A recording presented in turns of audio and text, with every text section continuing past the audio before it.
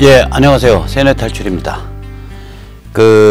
트럼프는 이제 북핵 문제가 좀 느긋해진 것 같은 그런 시그널들을 최근 들어서 한 달 사이에 굉장히 많이 보냈죠. 예를 들어서 자기와 김정은은 사랑하는 사이다. 그 다음에 김정은과 자기는 굉장히 좋은 관계다. 그리고 북핵 문제 뭐 핵과 미사일 실험을 하지 않는다면 비핵화 뭐 몇 달 사이, 1년 사이 이렇게 다 하려고 그렇게 시간 서두를 거 없다. 느긋하게 가자. 뭐 이런 식의 얘기들을 많이 이제 시그널을 보냈었어요. 근데 과연 북핵 문제가 느긋해졌는지 사실 실상은 매우 다릅니다. 세뇌 탈출에서 거듭 얘기하지만 우선 이방카 트럼프가 이제 특보잖아요. 방한을 하기로 했다가 취소를 했어요. 근데 이제 관측에 의하면 문재인 정부의 대북 그러니까 이제 북한에 대해서 뭐 군사협정을 통해 가지고 경계태세도 완전히 해제를 해버리고 그 다음에 계속해서 시도하고 있는 게 북한에 대한 경제 제재 경제 제재를 완화하자 혹은 구멍을 뚫자 이런 거를 계속 문재인 정부가 시도해 왔잖아요. 그러니까 크게 나눠서 크게 봐가지고 북에 대한 군사 긴장 체제 해체 그 다음에 두 번째로는 경제 제재 구멍 뚫기 이것에 대해서 이방카가 한국에 와서 문재인 대통령 만나고 이러고 돌아다니면은 들러리 서주는 것 같이 보인다. 그래서 한국에 안 가는 게 좋다. 그래서 마지막 순간에 이방카의 방한이 취소됐습니다. 절대로 느긋한 게 아니죠. 미 국무부가 계속 발표하고 있지만 비핵화할 때까지 경제 제재와 군사 압박은 전혀 흔들림 없다는 게 명확해지고 있는 겁니다. 그러니까 느긋하다라는 표현은 너희 한번 견뎌봐 그 소리의 다름 아닙니다.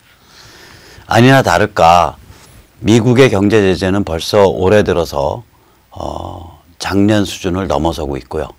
지금 11월인데 이제 곧 조금 있으면 그 다음에 오늘 호주와 뉴질랜드가 유엔 총회에 북한 비핵화 결의안을 상정했습니다. 이제 이런 게 왜 중요하냐면 이렇게 총회에서 한번 결의하면 이 결의를 가지고 다시 안보리를 다시 압박하거든요. 그러면 이제 중국과 러시아가 코너에 몰리게 되죠. 그 다음에 매티스가 어저께 북핵은 가장 시급한 문제라는 취지의 발언을 했습니다. 매티스의 발언의 원문은 But at the same time, in terms of urgency, it is the DPRK, not the North Korean nuclear and missile programs. 그러니까 시급성으로 따지자면 북한, 즉 북의 핵과 미사일 프로그램이 가장 시급한 미국의 국방 과제이다. 이렇게 말을 했어요. 매티스 국방장관이. 따라서 이게 이제 트럼프가 앞에서 느긋한 척하고 능청 떠는 것과 별개로 북의 핵과 미사일을 제거하기 위한 미국의 압박과 작업은 나날이 살벌해지고 있는 상태입니다. 근데 이제 요새 평양이 조금 좀 달라요. 그러니까 이게 문재인 정부와 좀 뭔가 이렇게 약간 뭐라 그럴까 불협화음이 나는 그런 느낌이 좀 듭니다. 제가 너무 성급한지 몰라도 이거 굉장히 재밌는 추세라서 정말 그런지 한번 두고 봐야 되는데 문재인과 김정은이 한이문을 해왔잖아요. 이것이 시들해지고 있는 것 같아요. 그러니까 평양이 지금 그러니까 무슨 실무 접촉 군사적인 거 말고 개성공단 활성화라든지 이런 실무 접촉을 서두르질 않아요. 전혀 안 움직이고 있어요. 이게 아마 해봐야 결국은 게임은 미국과의 게임인데 이거 해봐야 문재인이 말하자면 저기 뭐야 그 여론조사 그 국민 지지도 게임에 그냥 둘러리 서주는 거에 지나지 않는다. 오히려 이런 거 자꾸 이렇게 도발하면 미국과의 관계만 더 불편해진다. 이렇게 느끼는 것 같아요. 그러니까 평양이 문재인을 완전히 패싱하고 결국 이 문제는 미국과 풀 수밖에 없다. 풀든지 안 풀든지 미국과의 문제다. 이런 태도로 나가는 거 아닌가 이런 생각을 합니다. 왜냐하면 문재인이 평양 쪽에 이렇게 뭐 해주겠다고 취하고 있는 조치가 실효성이 별로 없거든요. 그러니까 경제 제재를 그 포위망을 구멍을 뚫겠다. 그 경제 제재를 무력화시키겠다. 이게 문재인 정부의 전략이었는데 이거 꽉 막혀 있고요. 그 한 가지 이제 평양 쪽에 그 이익이라고 하면 그 남북 군사협정에 의해서 뭐 GP를 뭐 없앤다든지 뭐 NLL이 뭉개졌다든지 이런 그 치명적인 그 군사적 위협이 높아져 가고는 있지만 그러나 이 메인 게임 자체가 핵과 미사일이기 때문에 평양의 관점에서 보면 이거는 다 역불이란 말이에요. 그러니까 물론 장기적으로 보면 적화하는데 굉장히 편해요. 그러나 말하자면 심리 밖에 있는 우물을 가지고 불을 못 끄잖아요. 당장 지금 시급한 불은 예를 들면 문재인 정부가 경제 제재를 돌파를 하고 그걸 무력화시키는 거 혹은 문재인 정부가 일방적으로 종전선언을 뭐 하고 미국과 대립각을 세우는 거 이런 게 이제 평양 입맛에 맞는 행위인데 문재인 정부도 이제 그렇게 되면은 골로 가니까 차마 그 집까지는 못하고 있고 그러니까 평양 입장에서 보면 결국 너희가 하는 게 우리한테 실제적 도움이 안 돼. 뭐 이런 느낌을 좀 주고 있어요 요새. 그러니까 평양이 비건 그 미국 국무 쪽에 그 저기 어디야 그 대북 접촉 담당 최고 책임자 스티브 비건인가 비건과의 실무 접촉도 지금 거부하고 있거든요. 왜냐하면 실무 접촉하면 그 다음번 바로 미국이 요구하고 있는 게 목록하고 사찰이거든요. 그러니까 핵과 미사일 목록 심지어는 생화학 무기까지 포함한 목록 그리고 두 번째로는 무제한 사찰 이걸 요구하고 있으니까 비건과 실무 접촉하는 것도 피하고 있다고요. 그리고서 가만히 웅크리고 있으면서 이제 이거 내가 어떻게 해야 되나 이 통박 돌리고 있는 것 같아요. 지금 평양의 모두가. 이 와중에 전번에 그 9월 18일 날 그 삼성의 그 이재용 부회장 등 이렇게 경제인 몰고서 문재인이 올라갔을 때 이제 그 리선권이 그 북한의 그 리선권이 그 냉면이 목구멍에 넘어갑니까? 이런 싸가지 없는 소리를 한 게 이제 불거져 가지고 이게 이제 정세현까지 나서서 평양을 비난하고 있다고요. 일 망치려 작정했나. 근데 정세현 전 통일부 장관이 이 바닥에서 어떤 사람이냐. 그러니까 이 햇볕 전도사 중에서도 제일 거물급 전도사예요. 정세현이 지난 봄에 그러니까 평양올림픽서부터 그 미북 정상회담에 이르는 그 시기 때 했던 말들 보면 섬찟섬찟하다고요. 그때 그냥 아주 대놓고서 평양이 비핵화로 간다. 북한은 변했다. 옛날 북한이 아니다. 뭐 이런 소리를 막 질르던 사람이에요. 이 노인네가. 이 우리나라 이른바 북한학이라고 불리는 북한옹호학. 저는 북한학자 중에 북한옹호 안 하는 사람은 고려대 남교수하고 저기 어디 명지대의 이지수 교수하고 몇 개 못 봤어요. 그런데 이른바 그 북한을 옹호하는 북한학의 총 두목이 이 정세현입니다. 햇볕 북한학의 총 두목이 정세현이에요. 이런 사람까지도 그 리성권의 발언에 대해서 일을 망치러 작심을 했나 뭐 이런 강한 비판을 지금 하고 있거든요. 그러니까 뭔가 약간 삐걱버걱하는 게 있는 거예요, 여기에. 그러니까 제가 평양의 입장이라도 지금 문재인 정부 정말 마음에 안 들 것 같거든요. 왜냐하면 지금 당장 평양에 필요한 거는 경제 제재를 문재인 정부가 일방적으로 무력화해버리면서 미국과 각을 세우는 거, 혹은 종전선언을 문재인 정부가 일방적으로 하면서 미국과 각을 세우는 거, 이런 게 이제 평양이 원하는 건데 문재인 정부 감히 거기까지 못 가고 있다고 아직. 앞으로도 아마 가기 어려울 거예요, 이거. 그러니까 이 평양은 지금 문재인 정부에 대해서 야, 니들 말이야. 우리 이용을 해서 뭐 김정은이랑 이렇게 우리 위원장님하고 사진 찍고 이러면서 탁현민이 공작해가지고 뭐 이렇게 이미지 메이킹해서 여론 게임이나 할 줄 알지 실제 우리한테 도움되는 게 뭐가 있어 임마. 니들 그러고 목구멍에 지금 밥이 넘어가냐? 이게 지금 평양 무드 아닌가 이런 생각이 들고요. 두 번째로 평양이 이제 굉장히 머리가 꼬여 있는 이유가 여기가 반미 집회나 반미 에너지 혹은 뭐 촛불 집회 이런 게 전혀 불붙질 않잖아요.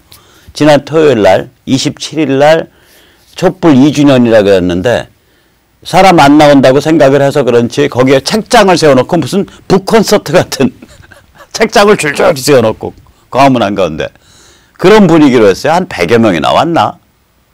그러니까 이게 이제 자기들의 북을 보호해 줄 수 있는 혹은 북을 지지해 주는 그런 대중 집회 에너지를 문재인 정부가 못 불러일으키고 있다고요, 지금.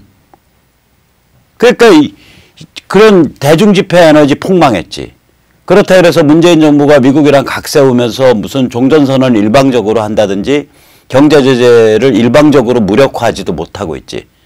거기다가 제일 지금 평양에 머리가 꼬여 있는 건 뭐냐면 핵과 미사일이 이게 시진핑 체제 아래에서 적극 지원받아서 발전한 거거든요.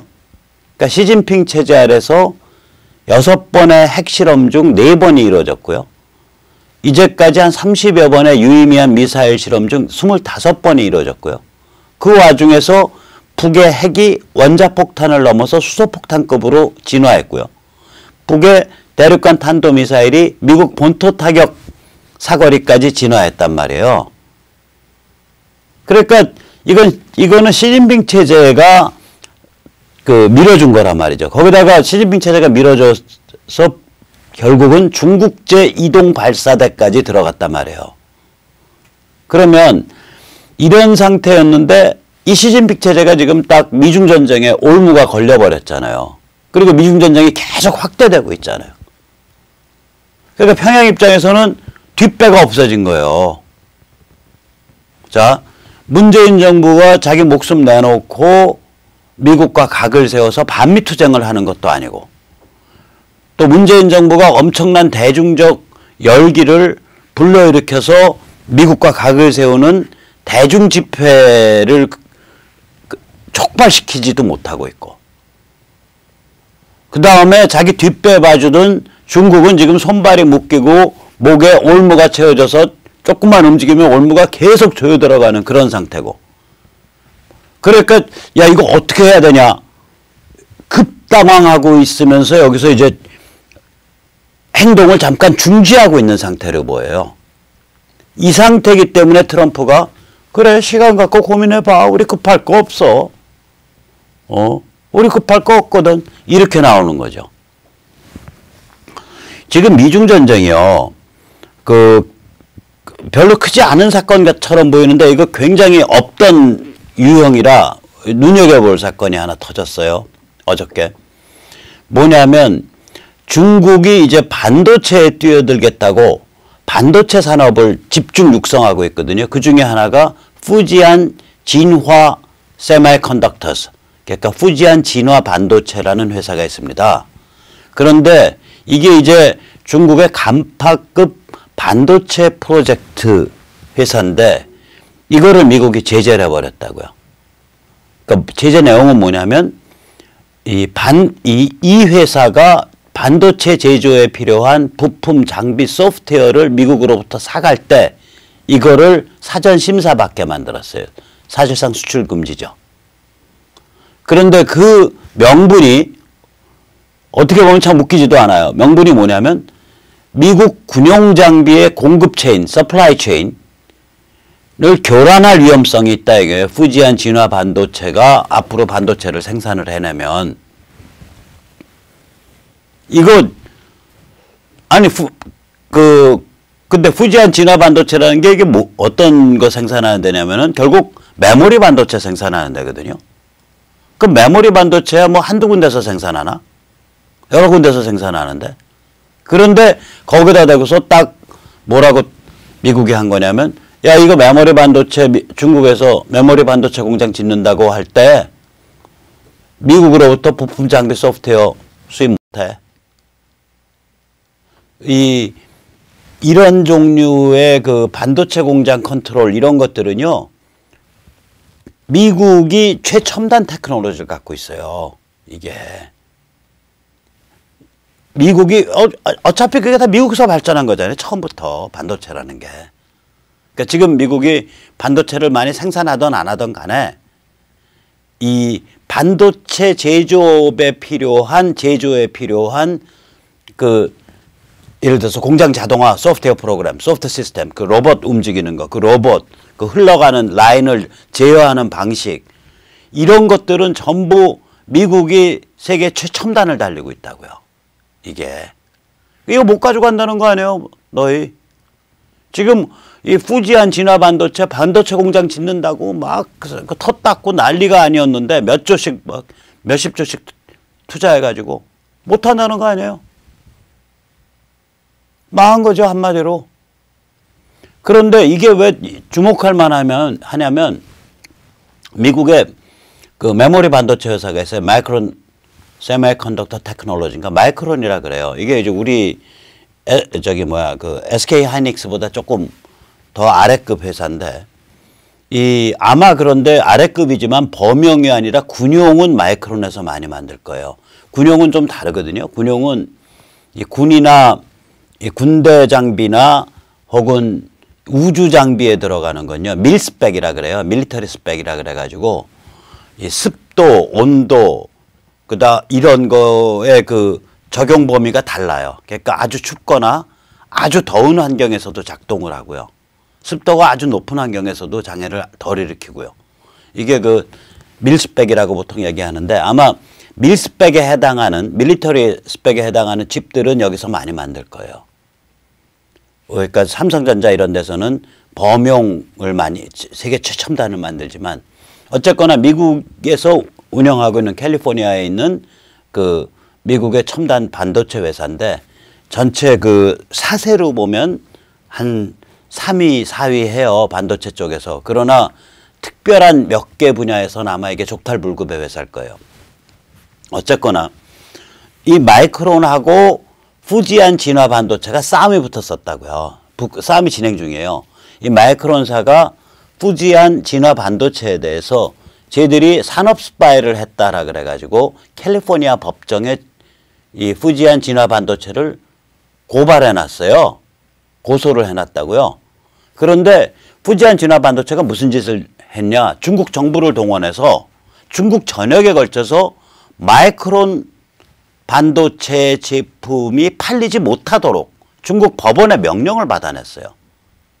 이게 10월 4일 날 펜스가 한 일이라고, 펜스가 지적한 거라고요. 그 중국에 대한 미중전쟁 선전포고할 때. 뭐냐면 이거는 중국 법원을 동원해서 결국은 중국 공산당의 편을 들어가지고 이 메시지를 던진 거거든요. 야, 니들 중국에서 장사하고 싶으면 우리가 지재권 너희 거 좀 훔치고 강탈해도 임마 입 닥치고 가만히 있어 임마. 이 메시지잖아요. 우리 그래 이거 거의 좀 깡패스러운 사례 좀 들어드릴게요. 조폭이 차를 몰고 가다가 앞차를 들이받은 거야. 추돌을 한 거야 뒤에서. 앞차 운전자가 내려가지고 막 항의를 하려 그러니까 조폭이 이런 우람한 조폭이 내려가지고 뚝 간 다음에 야, 차 받아서 미안하다. 내가 좀 받았어. 됐지? 잘 가. 이거랑 뭐가 다르냐고요. 아니 지금 미국 캘리포니아 법정에서 산업 스파이가 있었냐 없었냐를 가지고 지금 그 법률 다툼이 있는데 캘리포니아 법정이라는 게 무슨 듣보잡이 아니잖아요. 꼭 미국 말도 안 되는 거 가지고 미국 기업만 편드는 그런 데가 아니잖아요. 그 상황이 진행되고 있는데 중국에서 중국 법원의 힘을 빌려가지고 마이크론의 중국 내 영업 전체를 셧다운 시켜버렸다니까요. 깡패짓이죠. 중국에서 장사하고 싶으면 지재권 강탈당하고 도둑질 맞더라도 아닥하고 있어 임마. 그 메시지잖아요.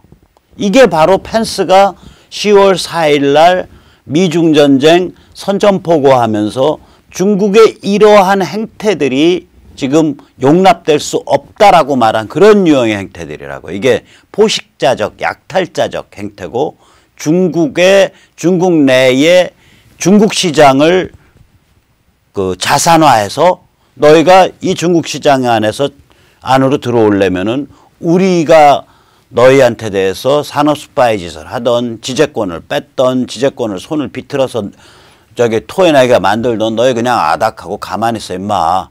이러한 것을 중국 정부, 중국 공산당이 나서서 하고 있다. 이게 펜스의 글에 딱 들어있거든요. 이 케이스예요, 이게.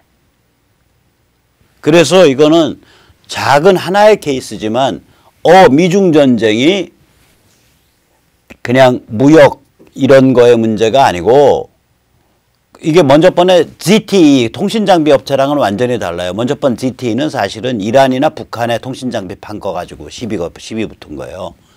그게 아니라 이거는 그 정도의 게임이 아니에요. 이거는 뭐냐면은 중국이 일반적으로 해왔던 행위들, 즉 다시 말하자면 야 우리 시장 접근하려면 너희 테크놀로지 내놔. 안 내놔? 그럼 우리가 훔치는 거 너희 눈 감고 있어야 돼. 이러한 행태에 대해서 바로 쳐버린 거라고요. 그래서 미중전쟁은 앞으로 이런 유형까지도 급속하게 번질 거예요.